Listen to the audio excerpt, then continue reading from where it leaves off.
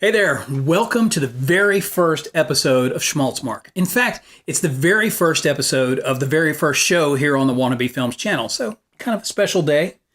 My name is Wayne. This is my lovely wife, Kelly, so already you know two things about us. One, I married up, and two, she has questionable tastes. What is Schmaltzmark? What is Schmaltzmark? It's even difficult to say. Well, it's a celebration of the very best thing of the entire year. IRS filings? Not even close. Hallmark Christmas movies. Christmas movies, of course. Well, you're probably thinking, isn't it a little early to be talking about Christmas? I mean, we haven't even had Thanksgiving yet. Well, you couldn't be more wrong. Thanksgiving is merely a pit stop on the journey toward the ultimate destination, Christmas Day. So now let's talk a little bit about what you can see on this show as we build up to that destination. So this is all about Hallmark Christmas movies, right? Right. All right, so how did you and I get hooked on these movies several years ago? Well, first of all, you got hooked on them. Guilty. And our daughter and I wondered, has he lost his mind? When we said, what are you watching? And you said, Hallmark Christmas movies. Right. Yeah. We're like, really? Yeah, I was working a lot and doing a lot of edits, and I had this bad habit. Some say it's a bad habit. I say it's a very good habit of watching TV while I work. Helps me to focus. And so I started watching these movies, and they were perfect because it wasn't so engrossing that it would take me away from my work, but it was entertaining enough to keep me going along, and I wasn't surfing channels all day long. And I discovered this, I think, during the Christmas in July. Yeah. On Hallmark. And so fast forward to Christmas hours time. and hours. I would just watch these over and over again. I watched two of them back to back, and I remember thinking, that's two very different movies, but they had the exact same plot. And I was hooked. Yeah. Fast forward Christmas time, he's like, you guys have got to watch a Hallmark Christmas movie. So reluctantly, I will admit, at first, we jumped in and said, okay, let's watch one. Well, we haven't looked back. It's been anytime Hallmark has Christmas movies, Christmas Absolutely. in July, whenever, it's like, we're hooked. We have to watch them. You can watch them ironically. You can watch them unironically. Later on, in an upcoming episode, I'm going to give you a guy's guide to watching Hallmark Christmas movies, just so you can keep your masculinity intact. So, as we go through this season, and we're watching all these Hallmark Christmas movies, there are times when someone might be watching a Christmas movie on TV and they've gotten into just that perfect spot on the sofa, the spot where the pillow's at just the right angle so your neck's not crooked too far, but it's cushioned against the arm of the sofa, and your hip is just right, and everything's perfect. And the last thing you want to do is move. And you're watching this Christmas movie and you can't quite reach the remote that's over on the coffee table just behind your coffee cup. And you're wondering to yourself, is this a Hallmark Christmas movie? Well, we're here to answer that for you.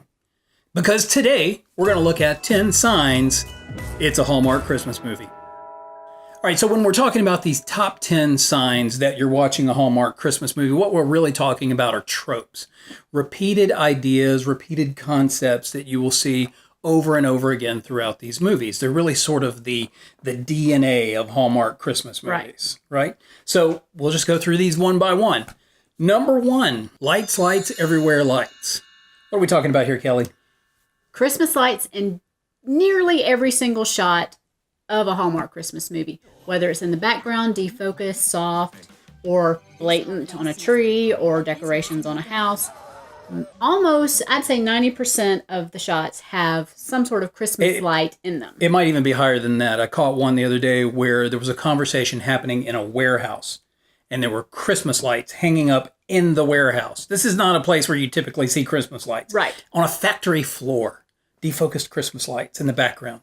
It's just a little part of the Hallmark Christmas magic. So that's why we've obviously included some slightly out of focus Christmas lights in the background here, because otherwise it wouldn't be about Hallmark. City goes country. We're talking about a guy or a gal, big city, that they go to the country for various reasons. Lots of small towns in these films. Lots of small towns, and then they get caught up in the small town vibe, the Right. culture of a small town. The quaint townsfolk. Yes, the quaint townsfolk. Which are a trope really unto themselves. And what usually happens here is this big city person who's too busy for Christmas. They find themselves stuck in this small town for some reason. Maybe they've inherited an inn that used to belong to their grandmother. Maybe they've broken down and they can't get a rental car because it's too close to Christmas. Right. Or they're snowed in. Or maybe they're there to negotiate a business deal to shut down a time-honored Christmas tradition. Of course. And then, of course, what ends up happening, they fall in love. Absolutely. That's number one. Number two, They fall in love with the town. fall in love with the town, with the quaint townsfolk. Yes. They become like a part of the town. Yes. There will probably be some sort of misunderstanding somewhere along the way, but ultimately, they find their true love and they rediscover the true meaning of Christmas. And they leave behind their big city ways and move to the small town. It's not all of them. It's about 80%. There's a lot of them. Maybe more. Number 3, the belly up business. Something is going wrong with a business. There's a lot of bad business people in Hallmark Christmas movies. People. Yeah. And some big thing has to happen in order to save the business. Yeah. A certain amount of money needs to be raised. Right, right. Some deal needs to be killed that has happened that nobody was aware of. It really could be anything. And a lot of times you establish right from the beginning that this business is on the brink of destruction. Yes. And it could be even something like a Christmas tree lot. Or A lot of Christmas tree lots. Lots of Christmas tree lots. And apparently they're much more lucrative than I ever would have thought. Yeah, because these people have some nice houses and they run a Christmas tree lot. Yeah. But usually the belly up business then leads to number 4, the impossibly impossible business plan. This is my absolute favorite trope of the Hallmark Christmas movies. A business deal is secured at the 11th hour. Of course. And it is usually involves some large amount of money. Yes. That a contract is then signed without any lawyers involved. Yes. And the business... Because the lawyers are typically evil. Right. Usually the lawyer is the bad guy, also the wrong guy for the girl. Yes. Yeah. But I'm sorry, we just have to break this to you. If you own a giant Christmas tree lot and you're trying to save it, selling the exclusive coffee vending rights for $800,000 just ain't going to happen. No. No. Number 5, save the tradition. This is another one of my favorites. Mine too. It could be a favorite Christmas tree lot where everybody in town always goes to get their Christmas trees, or a Christmas tree farm. That is impossibly charming, with its own little village there where people can go in and get their sweets or make their own handmade ornaments. And that's all the people do for a living is run these little shops around the Christmas tree farm. So, yeah, that whole thing that they say about Black Friday, that, that's where from that point forward, that's when you finally are profitable for the year. Well, for these guys, it's absolutely the truth because that's the only time they're open. What are some others? What are some of the other businesses that we've seen or traditions that we've seen saved? There was tree lighting. There was tree lighting. Yeah, a big Christmas tree lighting in a city park. That was a big one.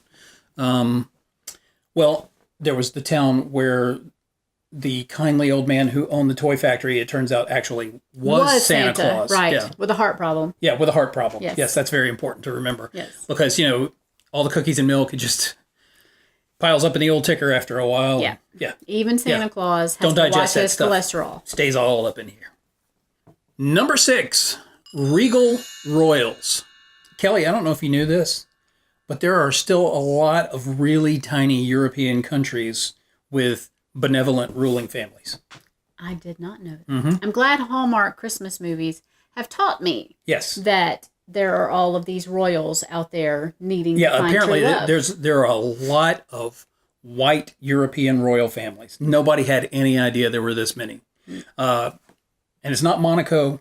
It's not Liechtenstein. No. It's not any of these countries that you've ever heard of. They're all brand new countries. I mean, it's like these guys are just discovering countries left and right. And what usually happens if there's a royal involved in one of these? Well, the royal doesn't want to be known as a royal. Oh, yeah. They want the royal in hiding. Their identity because they want to be known and loved for themselves, not for their title. We call that the Jasmine syndrome.